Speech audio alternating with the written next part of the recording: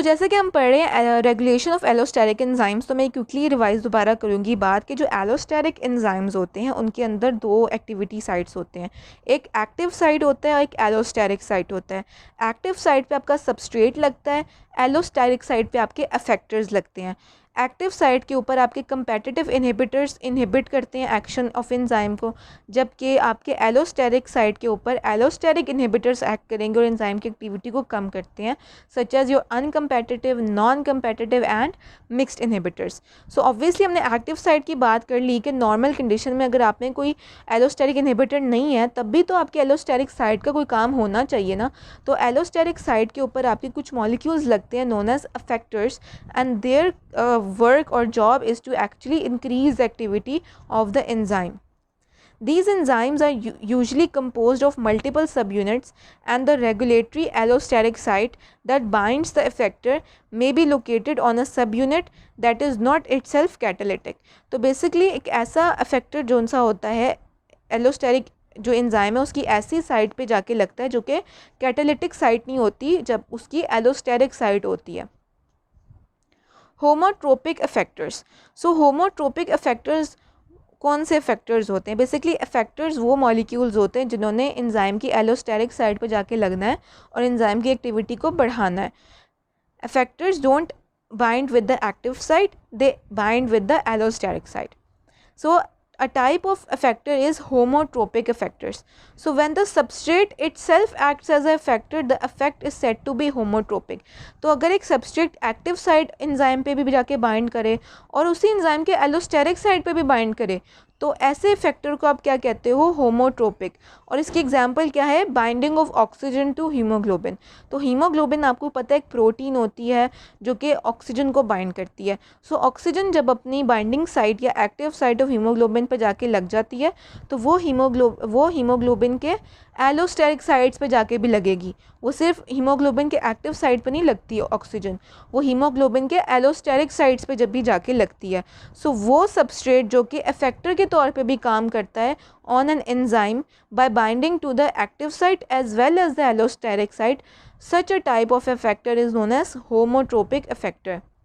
Then is the heterotropic effector, which is also a type of effector. So the effector which is different from the substrate is known as heterotropic. कि substrate उस enzyme का कोई है और उसकी allosteric site पे कोई और कंपाउंड या मॉलिक्यूल लग रहा है। Consider the feedback inhibition. For example, the glycolytic enzyme phosphofructokinase 1 is allosterically inhibited by citrate which is not a substrate for the enzyme.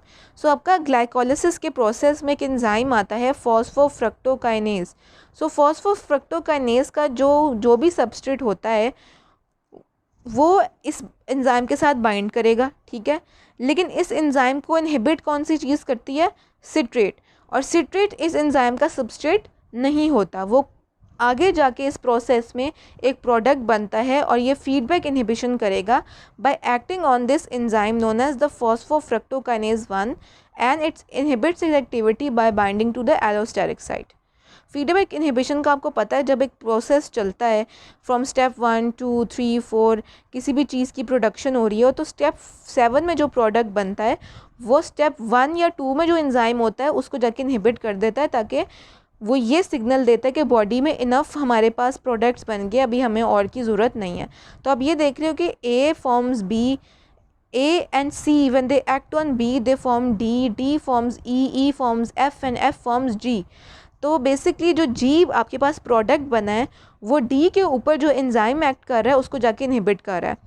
तो जो G है वो D के ऊपर जो एंजाइम एक्ट कर रहा है उसका वो सबस्ट्रेट नहीं है, लेकिन जो G आपका प्रोडक्ट बना है वो D के एंजाइम की एलोस्टेरिक साइट पर जाके उसको इनहिबिट करता है। And this is a very good example of how feedback inhibition is taking place. तो वही एग्जांपल रिवाइज करूँगी यहाँ पे कि ग्लाइकोलाइसिस के इन प्रोसेस में एक एंजाइम होता है फॉस्फोफ्रक्टोकाइनेज 1। इस एंजाइम की इनहिबिशन होती है by a compound known as citrate, and this inhibits this enzyme activity by binding to its allosteric site. Okay इसकी एलोस्टेरिक साइट पर जाके इसकी वो एंजाइम की इनहिबिशन करवाता है और ग्लाइकोलाइसिस के प्रोसेस में एंड पे जाके आपका सिट्रेट बनता है.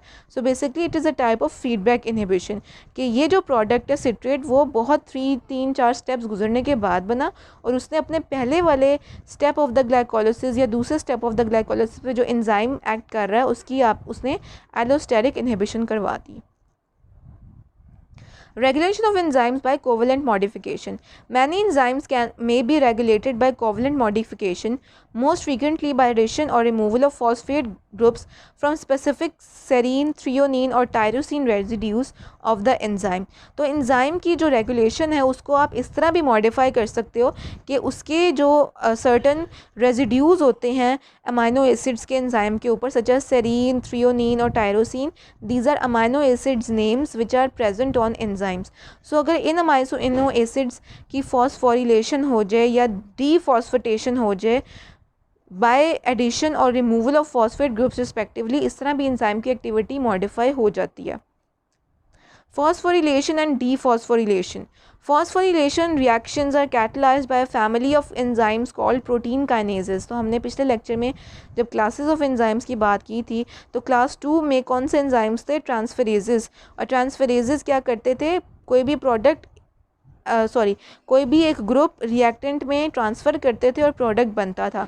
तो काइनेजेस क्या करते हैं? किसी भी रिएक्टेंट या किसी भी कंपाउंड के अंदर काइनेजेस फॉस्फेट का ग्रुप ऐड करते हैं.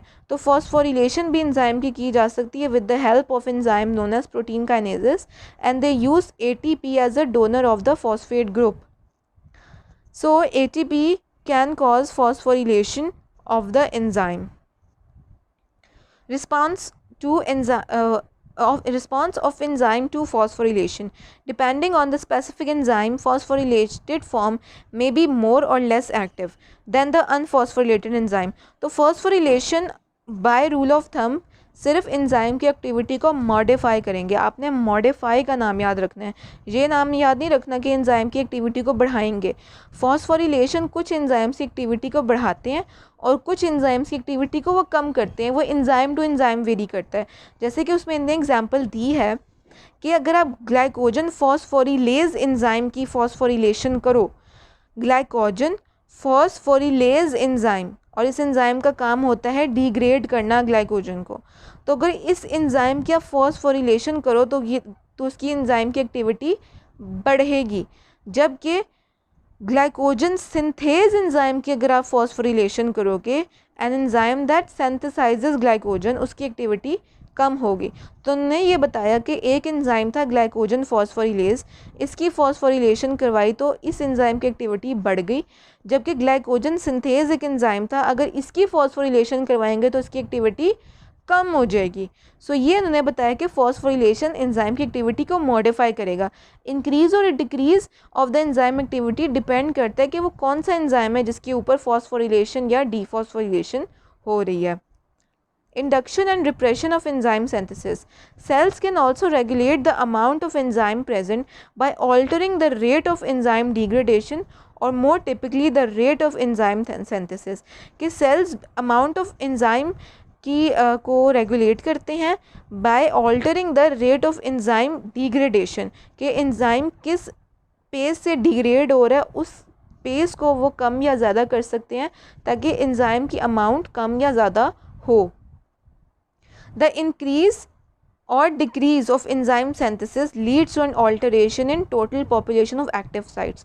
Obviously enzyme population increase करेगी तो active sites की population increase करेगी, और अगर enzyme की synthesis decrease होगी तो active sites की population भी कम होगी. For example, elevated levels of insulin as a result of high blood glucose can cause an increase in synthesis of key enzymes involved in glucose metabolism. तो अगर आप बहुत ज़्यादा मीठा खाते हैं ना जो लोग, तो उनके अंदर क्या होता है, उनके अंदर इंसुलिन का लेवल बहुत ज़्यादा हो जाता है. और इंसुलिन का काम क्या होता है? लिवर और एक्स्ट्रा हेपेटिक टिश्यू में ग्लूकोज का अपटेक करवाना. और ग्लूकोज का अपटेक जब लिवर या एक्स्ट्रा हेपेटिक टिश्यू में होगा तो वहाँ पे ग्लूकोज मेटाबॉलिज्म के जो एंजाइम्स हैं उनकी एक्टिविटी भी बढ़नी चाहिए। सो दैट इज़ वाई जब आपके सेल्स सेंस कर लेते हैं कि उनके अंदर ग्लूकोज बहुत ज़्यादा आ रहा है बिकॉज आपकी बॉडी में इंसुलिन का लेवल बढ़ गया, सबसे पहले क्या होता है जब आप कुछ भी मीठा चीज़ खाते हो तो आपके ब्लड के अंदर ग्लूकोज का स्पाइक आता है। तो आपका पैनक्रियास सेंस कर लेता है कि मेरे ब्लड के अंदर बहुत ज़्यादा ग्लूकोज है, तो मुझे इंसुलिन सिक्रीट करनी है। और इंसुलिन क्या काम करती है, लिवर और एक्स्ट्रा हेपेटिक टिश्यू में ग्लूकोज का अपटेक करवाएगी। तो जब आपका लिवर और आपके cells with the help of insulin glucose का अपटेक करना शुरू कर देंगे, तो ग्लूकोज के अपटेक के लिए ग्लूकोज की उनके अंदर जाके in the liver and extra hepatic tissue वहाँ पे ग्लूकोज की मेटाबॉलिज्म स्टार्ट हो जाएगी। ठीक है, तो ग्लूकोज के मेटाबॉलिज्म के लिए ग्लूकोज के एंजाइम्स का भी तो होना ज़्यादा ज़रूरी है ना।